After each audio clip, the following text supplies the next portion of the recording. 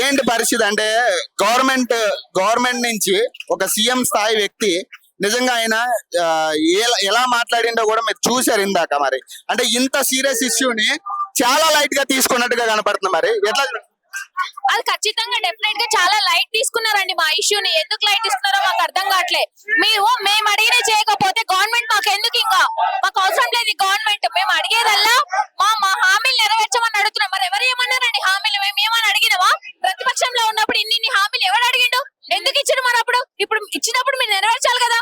మేము అడిగేది కేవలం కొన్ని పోస్టులు, ఒక 2000 పోస్టులు పెంచడంలో 2 లక్షల జాబులు ఎట్లా ఇస్తారండి ఒక సంవత్సరంలో? ఏ రకంగా ఇస్తాను మాట ఇచ్చిండు? మేము 2 లక్షలు అడగట్లేదు కదా. మేము అడిగేది 2-3 వేల పోస్టులు పెంచి డిసెంబర్ లో పెట్టమని అడుగుతున్నాం. ఆ దానికే మరి నిరుద్యోగులు రోడ్డు మీద పడుతున్నారు ఏదని మాట్లాడుతున్నాడు కదా రేవంత్ రెడ్డి గారు. మరి పోయిన సంవత్సరం మేము ప్రొటెస్ట్ చేసినప్పుడు అప్పుడు ఎట్లా చేసిండు? అప్పుడు ఎట్లా సపోర్ట్ చేసిండు? ఆ రోజు నిరుద్యోగులకు నష్టం జరగలేదా? ఆ రోజు మీకు పొలిటికల్ గా లాభం జరిగింది కాబట్టి మీరు సపోర్ట్ చేసిరా? ఈ రోజు మీకు మాతో పొలిటికల్ గా అవసరం లేదు కాబట్టి మేము నష్టపోతామని చెప్తున్నారా?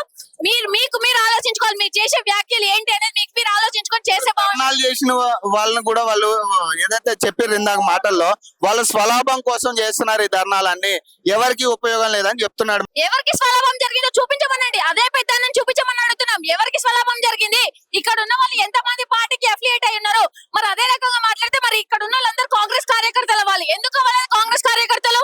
చదువుకున్నప్పుడు మేము అందరం సపోర్ట్ చేసినాం కదా కాంగ్రెస్ కి. మరి అప్పుడు కాంగ్రెస్ కార్యకర్తలే కదా. అప్పుడు లేదు ఇప్పుడు ఎందుకు వస్తుంది పొలిటికల్ ఎజెండా? ఇప్పుడు ఎందుకు వస్తుంది? పొలిటిసైజ్ చేసేది ఇప్పుడు కాంగ్రెస్ గవర్నమెంట్ పొలిటిసైజ్ చేస్తుంది. ఇంకా ఎన్ని రోజులు పొలిటిసైజ్ చేసి ఈ ఇష్యూ నంచివేస్తాను చూస్తున్నారు. ఇది కరెక్ట్ కానే కాదు. ఎప్పటి వరకు మరి ఈ ధర్నా ఎప్పటి వరకు కొనసాగిస్తారు? ఏంటి రెస్పాన్స్ ఉంటుందా గవర్నమెంట్? వెబ్ నోట్ వచ్చే వరకు చేస్తాం. మరి ఇస్తాడంటారు. మరి ఇన్ని రోజులుగా వెబ్ నోట్ లేనిది ఇప్పుడు ఇస్తాడు, ఒక ఓవర్ నైట్ లో ఇస్తాడంటారు. మరి ఏం చేస్తున్నాడు? మరి ఇవ్వకుండా ఏం చేస్తున్నాడు ఆయన? ఈ చిన్న ఇష్యూ జరిగినా తీసుకోవాలి కదా ఆయన రెస్పాన్సిబిలిటీ తీసుకోవాలి. మరి ఏం చేస్తున్నాడు సీఎం? మరి అంటే చెప్పండి, అంటే వెబ్ నోట్ వస్తుందా? మరి నైట్ ప్రొటెక్ట్ చేసినంత మాత్రం వెబ్ నోట్ అంటే రేవంత్ అన్న చెప్తుంది ఏంటి అని అంటే మీరు ఇన్ని సంవత్సరాలు జాబులు అడిగారు కదా, ఇప్పుడు జాబులు ఇస్తుంటే ఎందుకు వద్దంటున్నారు అని అడుగుతున్నారు. కానీ మేము చెప్పేది ఏంటి అంటే ఏ ఎగ్జామ్ కి సిలబస్ ఉంటుంది, కరెంట్ అఫైర్స్ అప్డేట్ చేసుకోవాలి, అన్ని చదువుతూనే ఉండాలి, అన్ని గుర్తు పెట్టుకుంటూనే ఉండాలి. మాకు మినిమం టైం ఇవ్వమని అడుగుతున్నాం మేము. అట్లనే జాబ్స్ అనేవి పెంచండి, గ్రూప్ 2 లో జాబ్స్ పెంచండి, గ్రూప్ 3 లో జాబ్స్ పెంచండి. మేము మళ్ళీ నెక్స్ట్ టైం నోటిఫికేషన్ వరకు వెయిట్ చేయలేము. ఇప్పటికే నాకు 30 ఏళ్ళు వచ్చినాయి, నేను ఇంకా ఎన్ని ఏళ్ళు వెయిట్ చేస్తాను? ఇందాక సీఎం స్థాయిలో ఉన్న వ్యక్తి వ్యాఖ్యలు చేసిండు మీ మీద, మీరు వినే ఉంటారు. మరి ఎట్లా చూస్తారు? ఆయన అంటున్నారు ముద్ర బెండకాయలు అని చెప్పి. వాళ్ళ కూతురు పెళ్లిలో ఆయన లేడని ఎంత బాధపడ్డారో నేను కూడా అంతే బాధపడుతున్నా. నా తల్లిదండ్రులు మా ఇంట్లో వెయిట్ చేస్తున్నారు నేను జాబ్ తీసుకుని ఎప్పుడు వస్తానా అని. వాళ్ళ ఎదురు చూపులు లాగానే ఉన్నాయి. మీరు సీరియస్ గా పెడతారని ఎవరికి తెలియదండి.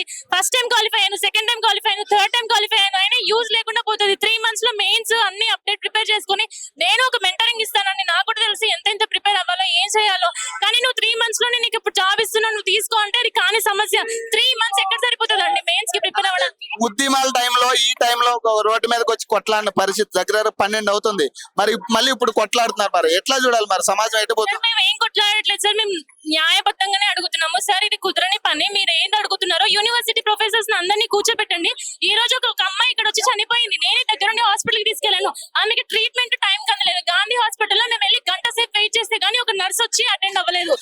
ఆమె పరిస్థితి చాలా క్రిటికల్ గా ఉంది. ఎలాంటి సిచ్యువేషన్ లో ఉందంటే అమ్మాయి బ్లడ్, మేము చచ్చిపోతేనే రెస్పాండ్ అవుతారు. ఎంతమంది చచ్చిపోవాలి చెప్పండి? చచ్చిపోతాం. ఇంకా నిరాహార దీక్షలు ఆ అమ్మాయి బ్లడ్ వామిటింగ్ చేసుకుంటుందండి హాస్పిటల్ నా కళ్ళ ఎదురుగా. ఆమెది ఒక్క ఫుటేజ్ కూడా బయటకు రాలేదు. ఇప్పుడు నేను వాట్సాప్ లో 1-2-3 పంపిస్తే గానీ అది ఎవరికి తెలియదు. పోలీసులు వచ్చి ఏమంటున్నారంటే ఆ పై ఆఫీసర్స్ కి, సార్ అమ్మాయి సిచ్యువేషన్ బానే ఉంది సార్, ఏం పర్లేదు సార్, అంతా చూసుకుంటున్నాం సార్ అని అన్నారు. నా ముందే అన్నామని అబద్ధాలు మాట్లాడుతున్నారు. అసలు ఆ అమ్మాయి పొద్దు నుండి డిప్రెషన్ లో ఉండి ఆమె జాబ్ కొట్టాలని కదా సార్ వచ్చింది. మినిమం టైం ఇవ్వండి సార్ మాకు, అంతే. ఒక టైం టేబుల్ ఇవ్వండి. మీరు ఉంటారో లేరో మాకు తెలియదు. మీరు మీ జాబ్ మీ పొజిషన్ ని కాపాడుకోవడానికి చాలా చేస్తున్నారు. ప్లీజ్ సార్ దయచేసి, మీరు ఇంత స్ట్రిక్ట్ గా పెడుతున్నారు కదా, కొంచెం టైం ఇచ్చి పెట్టండి. ఇంకా దానికన్నా వేరే అంత రెస్పాన్స్ ఏం లేదు. మా డిమాండ్స్ ఏంటి అంటే ఫస్ట్ థింగ్ అందరూ మేము కలిసి మాట్లాడుకుంది ఏంటి అంటే 1:100 మీరు చెప్పినట్టుగానే మాకు 1:100 ఇవ్వండి. గ్రూప్ 2 పోస్టులు, గ్రూప్ 3 పోస్టులు పెంచండి, టైం ఇవ్వండి. 2, 3 ఒకటేసారి పెట్టండి, 1 ఇంకో సెపరేట్ డేట్ లో పెట్టండి, క్యాలెండర్ ఇవ్వండి. ఇదే సార్, దీనికన్నా ఇంకా ఎక్కువ రిక్వైర్మెంట్స్ ఏం లేవు మాకు. రైట్. చూడొచ్చండి ఇక్కడ వీళ్ళ ఒకటే కోరిక ఏంటంటే ఏదైతే గ్రూప్ 2 కి సంబంధించి పోస్టులు పెంచాలని చెప్తున్నారో ఆ పోస్టులు పెంచాలి ఖచ్చితంగా అని చెప్పడం జరుగుతుంది. గత నెల 20 రోజులుగా వీళ్ళు కొట్లాడుతున్న పరిస్థితి, రోడ్లెక్కి కొట్లాడుతున్న పరిస్థితి, చదువులు పక్కన పెట్టి కొట్లాడుతున్న పరిస్థితి. కానీ గవర్నమెంట్ ఇప్పటికి కూడా స్పందించిన పరిస్థితి. ఇందాక చూస్తే సీఎం రేవంత్ రెడ్డి గారి వ్యాఖ్యలు చూస్తే నిజంగా కూడా చాలా లైట్ తీసుకున్నట్టుగా కనపడుతుంది.